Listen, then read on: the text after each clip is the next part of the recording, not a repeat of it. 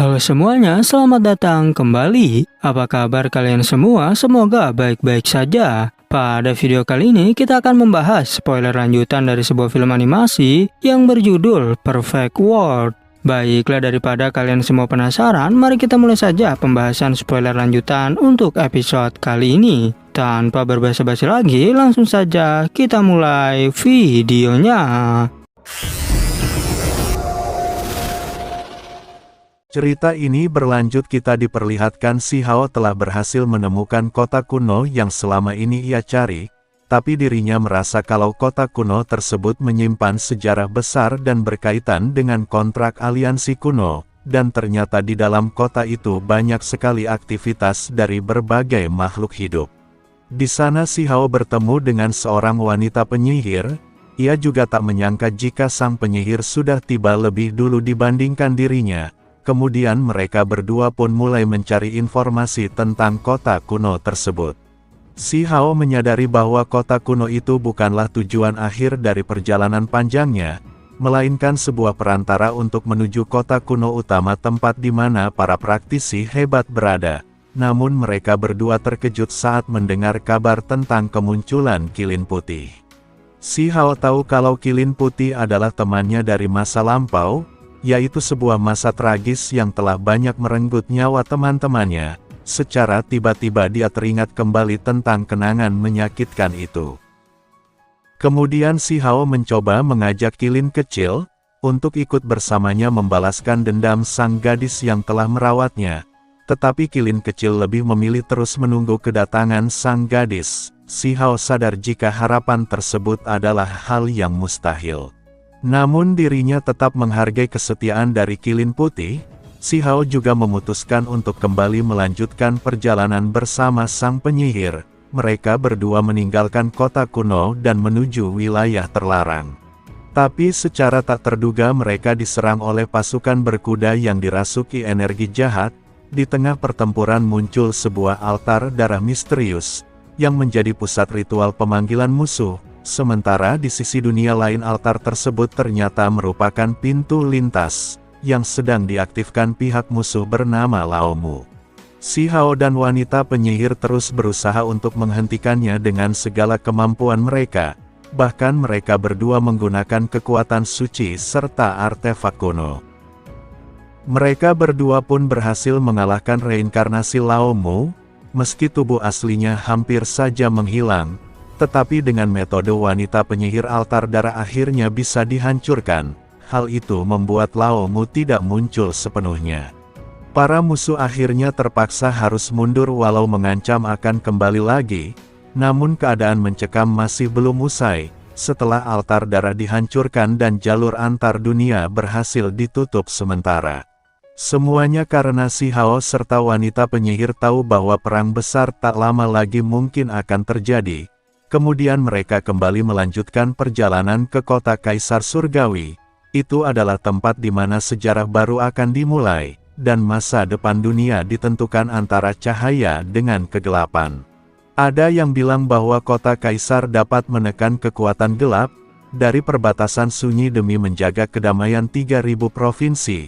Saat ini mereka berdua sedang berada di sebuah lautan batu giok yang mengeluarkan suara aneh. Tak berselang lama muncul seekor siput raksasa yang langsung mengguncang langit. Diketahui kalau itu merupakan suara tangis gema dari masa lalu, serta jejak pertarungan dahsyat yang memecah langit dan bumi, hingga menciptakan 9 surga 10 bumi.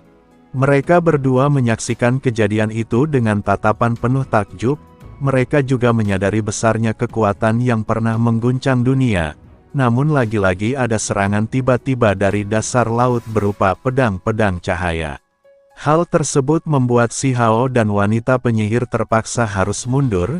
Mereka bahkan menduga ada pecahan artefak abadi yang masih aktif di sekitar sana. Lalu setelah melewati sebuah kota tua mereka berdua mendapat informasi bahwa laut itu adalah medan perang kuno pada masa lampau. Kemudian selama beberapa minggu akhirnya mereka sampai di sebuah lautan magma. Di sana mereka berdua harus berhadapan dengan makhluk langka. Lalu tanpa diduga ada serangan dari sebuah cakar raksasa, yang hampir membuat mereka terbunuh. Tapi untung saja wanita penyihir berhasil menyelamatkan dirinya beserta Si Hao menggunakan manik ajaib, dan akhirnya mereka berdua menemukan petunjuk yang bertuliskan Kaisar Wilayah Lautan Tulang. Si Hao pun segera mengeluarkan mata surgawi untuk memeriksa tempat tersebut. Ia melihat kerangka para makhluk kuno dengan kekuatan yang masih terasa, walau sudah ribuan tahun berlalu, bahkan energi darah yang terpancar dari tengkorak mereka mampu menghancurkan bintang-bintang. Lautan magma juga seperti tunduk pada keberadaan mereka, seakan tahu bahwa mereka pernah berkuasa di tempat itu. Dirinya juga menemukan banyak senjata rusak yang masih menyimpan kekuatan luar biasa, namun untuk mendekati senjata tersebut sangatlah mustahil, sebab energi para kaisar saja dapat menghancurkan matahari dan bulan. Sehingga Si Hao berpikir, jika tempat ini mungkin bisa dijadikan medan pertempuran di masa depan. Sekarang mereka berdua kini berada di Gunung Phoenix. Gunung tersebut dipenuhi oleh laut magma surgawi. Diperkirakan bahwa tempat itu merupakan tempat para ahli legendaris. Di puncaknya mereka berdua melihat kota kuno, yang ditumbuhi pepohonan parasol berwarna emas. Tanpa sengaja langkah mereka terhenti dan menimbulkan formasi kuno, yang mengurung mereka berdua dalam kota tersebut. Kota itu berisi fenomena aneh, seperti raksasa berkaki satu yang dapat menghancurkan segala hal. Namun tak berselang lama kota kuno pulih kembali seperti tidak terjadi apa-apa, bahkan ada makhluk layaknya mayat hidup datang dan mengambil bintang di langit. Si Hao mengira kalau dia adalah salah satu dari 10 iblis legenda. Setelah hari panjang mereka berdua akhirnya menemukan formasi teleportasi. Mereka pun berpindah ke sebuah gua yang dipenuhi oleh cahaya suci. Si Hao menyadari adanya telur bercahaya 5 warna yang memancarkan aura kehidupan. Dirinya pun langsung teringat oleh gadis Phoenix dari era kuno abadi di masa lalu. Tetapi walau telur itu terlihat nyata, ia merasa ada sesuatu yang semu. Lantas Si Hao bertanya-tanya, apakah ini merupakan bentuk kelahiran kembali dari gadis Phoenix serta para temannya? Dia juga bergumam apa mungkin akan ada sebuah keajaiban yang terjadi. Si Hao mencoba memeriksa ke dalam telur dengan mata surgawinya, tapi yang dirinya temukan hanyalah energi murni tanpa kesadaran. Ternyata telur tersebut seperti wadah kosong yang dipenuhi kekuatan namun tanpa roh. Sang penyihir menyimpulkan kalau proses kelahiran kembali telah gagal, dan jiwa gadis Phoenix sudah benar-benar lenyap. Meskipun begitu, Si Hao tetap tidak tega membiarkan telur itu disalahgunakan. Dia memutuskan untuk menjaga telur tersebut sebelum memberikannya pada Huo Linger, karena Si Hao percaya kalau sang kekasih adalah satu-satunya orang yang bisa merawat telur itu. Kemudian mereka berdua kembali berjalan menuju lembaga Dewa Surgawi. Lalu mereka juga melewati lautan magma, serta berbagai macam bahaya tanpa henti. Ketika mencari pohon Dewa Surgawi, Si Hao menemukan setetes darah misterius dalam kuali kuno. Itu bukan hanya sekedar darah biasa. Sebab tetesan darah tersebut menyimpan kekuatan dahsyat, yang memperlihatkan peristiwa pertempuran besar di zaman kuno. Saat dia menatapnya terdapat aura seperti milik Kaisar Surgawi. Sang wanita penyihir terdiam, ketika menyadari bahwa mereka sedang memegang sesuatu yang berharga sekaligus berbahaya. Si Hao sendiri juga tahu kalau darah ini berkaitan dengan kota kuno utama. Saat tiba di sana mereka disambut oleh pemandangan indah yang sangat memukau. Kota kuno itu dibangun dari meteorit serta batu bintang yang dijaga oleh kekuatan dahsyat. Kota tersebut seperti benteng terakhir dunia, yang melindungi wilayah 3.000 provinsi dari ancaman tak terduga. Atau mungkin sebuah serangan tiba-tiba dari luar dunia ini. Si Hao merasa ada yang salah dengan pemandangan yang ia lihat sekarang. Sebab kota yang dirinya saksikan dalam penglihatan masa lalu, ada yang di atas perahu hitam dan sangat suram. Bahkan dijaga oleh 7 orang raja terkenal. Tak hanya itu saja, Si Hao tersadar jika perbatasan desolet menyimpan lebih dari 1 wilayah, dan kota yang mereka berdua lihat mungkin hanya bayangan dari sesuatu yang lebih dalam.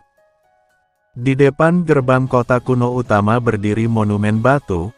yang hanya dapat dilalui oleh mereka yang sudah menyetujui kontrak aliansi kuno, atau yang telah bersiap menghadapi kehancuran, dikarenakan si Hao serta wanita penyihir tidak bisa masuk ke dalam kota utama. Mereka pun mengambil jalan ke kota-kota kecil yang dahulunya merupakan sebuah pasar para ahli kuno. Di sana si Hao dan wanita penyihir kembali menemukan para kultivator muda serta para tokoh penting. Ada 10 Raja Mahkota, Ning Chuan dan juga Yue Chan yang telah tiba lebih dulu. Walaupun tempat tersebut penuh dengan kekuatan besar, namun hanya beberapa kultivator yang berhasil mencapai titik ini. Hal itu menandakan betapa sulitnya setiap perjalanan yang mereka lewati. Si Hao memperhatikan mereka yang duduk dalam kelompok sesuai afiliasi. Tak ada satupun yang berani ke kota suci tersebut, tapi ada seorang pria berambut emas menarik perhatian si Hao. Meski belum pernah bertemu tapi ia merasakan energi spiritual kuat yang berasal dari pria itu. Ketegangan memuncak saat wanita penyihir cantik muncul memikat semua pandangan para pria, tetapi dirinya hanya menanggapi dengan senyuman anggun.